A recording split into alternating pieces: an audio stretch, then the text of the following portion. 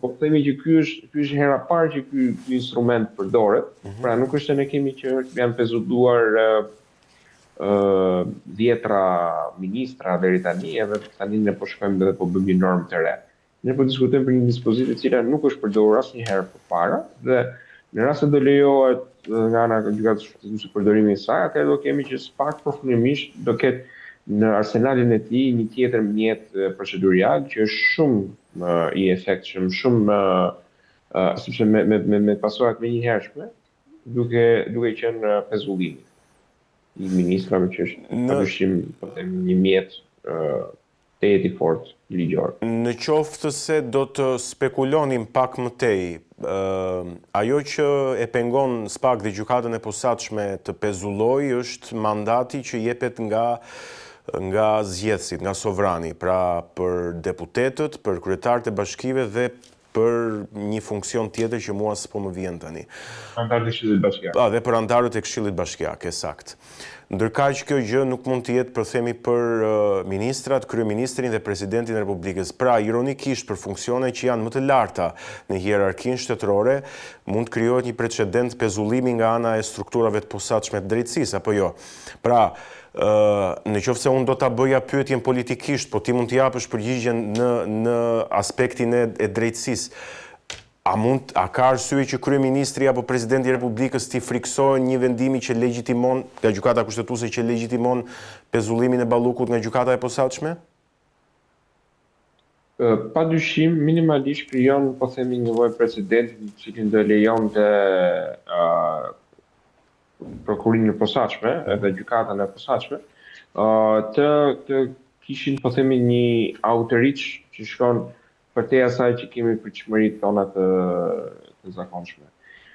Me ndryshimet kushtetuese të 2012-s, sepse përpara 2012-s edhe për të marrë në hetim një person të zgjedhur ose një ministër, do duhej marrë miratim nga ana e parlamentit.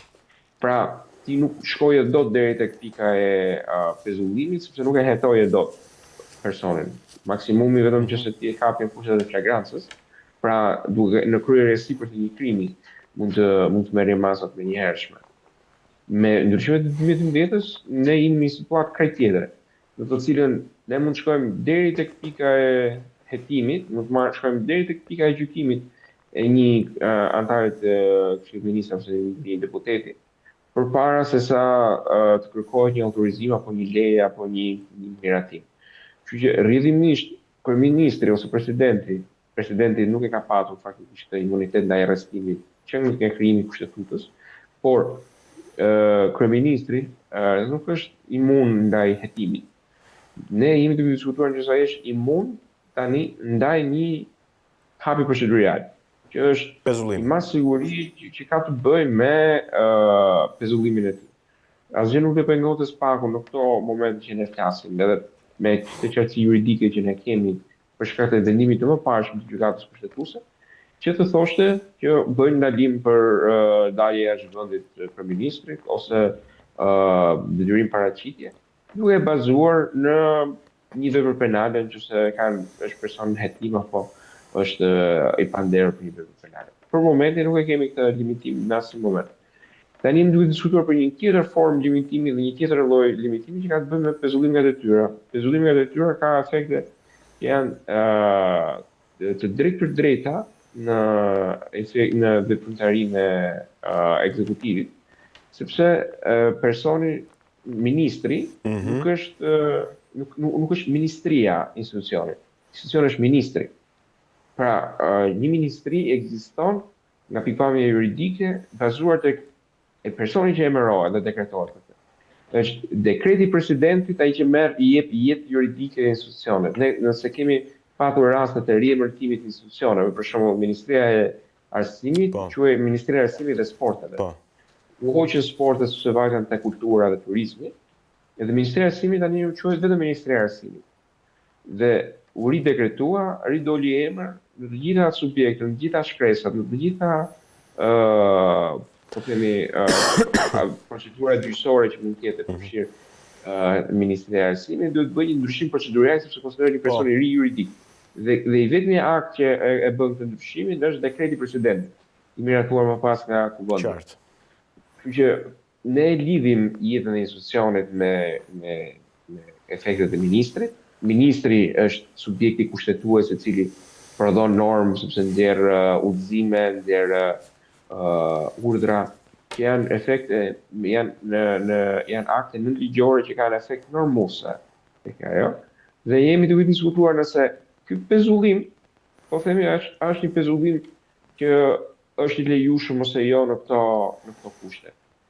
Sepse është ndryshme që të bëhet pezullimi ndaj një zyrtari të lartë, në krahas vërtet Kodit Procedurës Penale thot në mënyrë të shprehur personat e zgjedhur, por duhet kemi parasysh edhe në 103 të Kushtetutës, i cili thotë që ministri, antari i Këshillit të Ministrave ka të njëjtin imunitet si deputeti. Po. Dhe këtu debati është a e përfshin ose jo dhe këtë.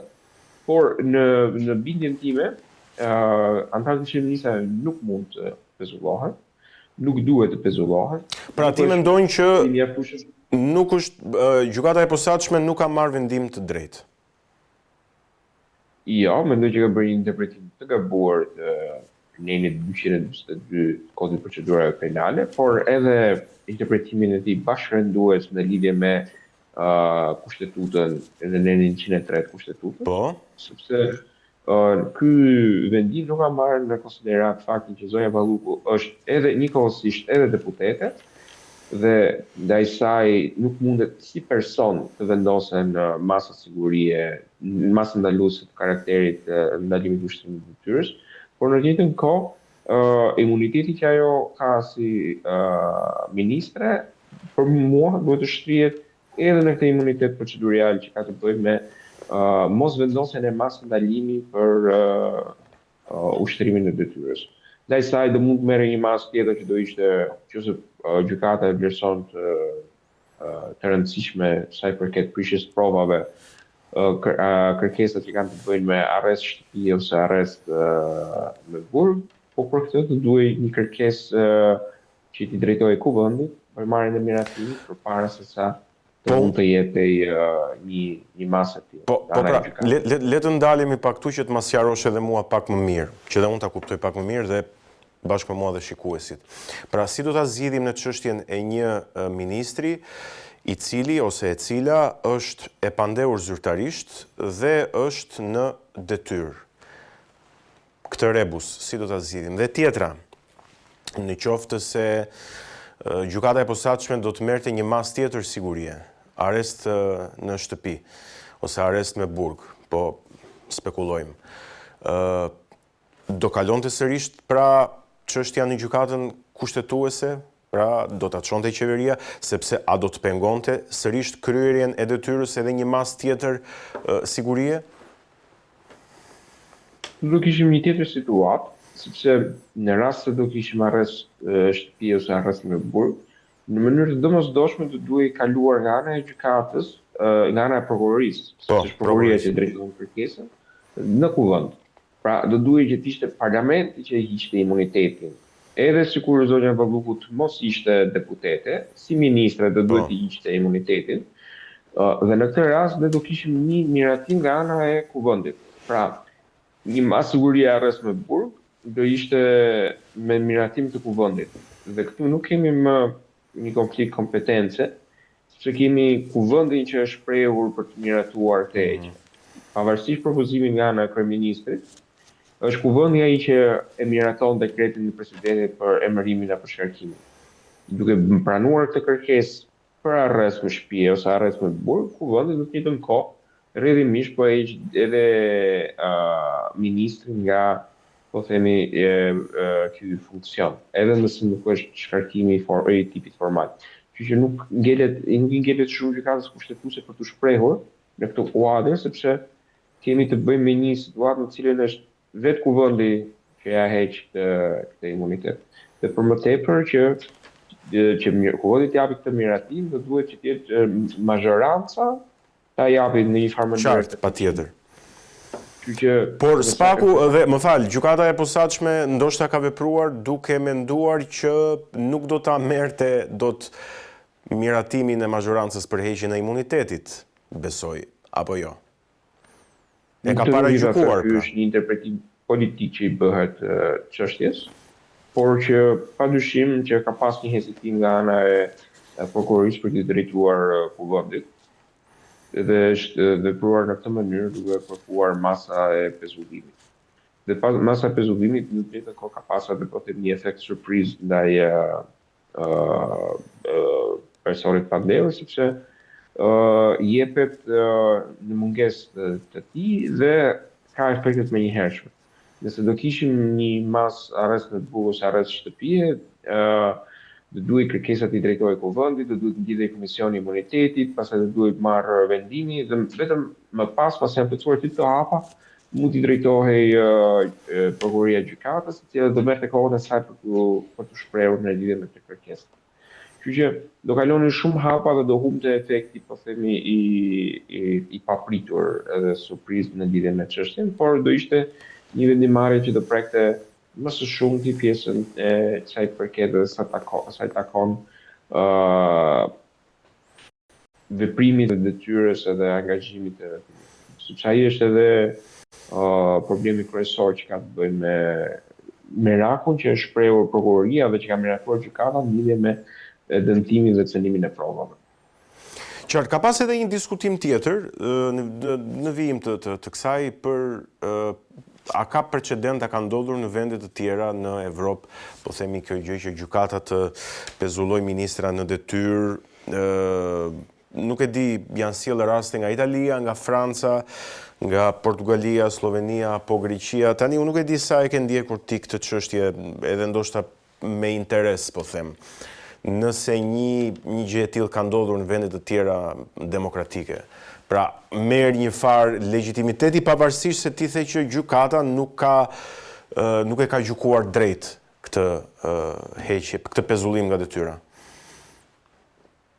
Në rastin që unë kam parë të cilët janë konsideruar ekuivalente, kanë qenë raste në cilën ministri është marrë i pandehur dhe është pezullimi që ai ka marrë ka qenë ose një pezullim i formës politike, pra nga kryeministri është larguar nga detyra ose është shkarkuar ose është pezulluar nga detyra, ose ministri ka dhënë një ndërheqje. Pra ka qenë një akt politik personal dhe jo një veprim ligjor detyrues i gjykatës.